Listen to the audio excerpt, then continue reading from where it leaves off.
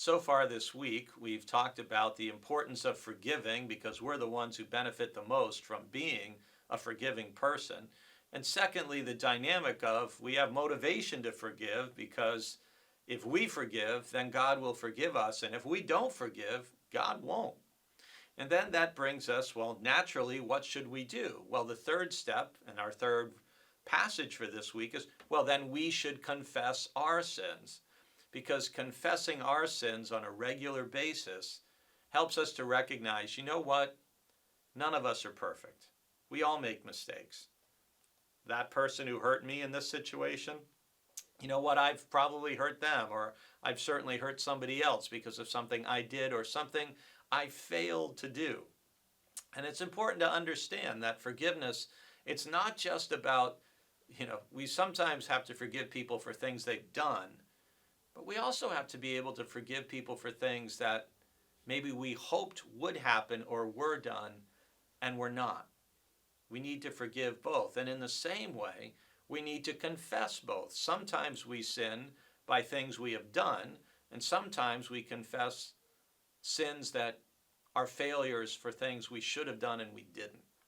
And in 1 John chapter 1, in verses 8 through 10, it's a wonderful little passage. I'm going to read you the whole thing. Verse 9 in the middle is really our key verse for today.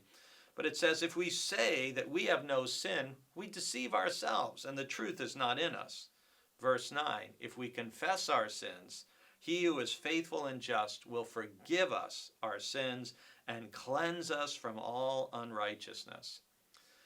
And verse 10 is, if we say that we have not sinned, we make him a liar and his word is not in us, because it's clear every human being sins, and anyone who has any friends or family can get testimony from other people that they're not perfect and for the ways that they've messed up.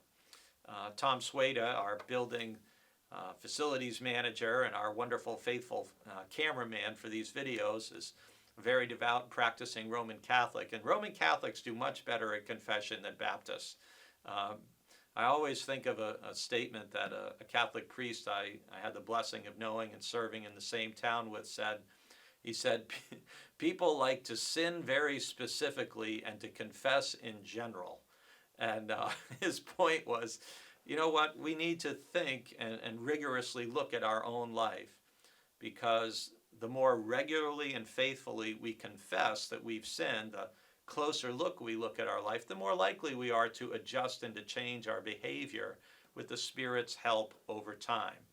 And so we confess our sins, and every time we do, God, who is both faithful and just, will receive that confession and will cleanse us and forgive us. And so that's part of why it's healthy to confess our sins. As I said in the sermon on Sunday, what would happen if you never took out the garbage from inside of your house? What would your house look and smell like eventually? It would be pretty awful. None of us would want to keep all the garbage in our house for the rest of our lives. But that's what we do when we fail to forgive.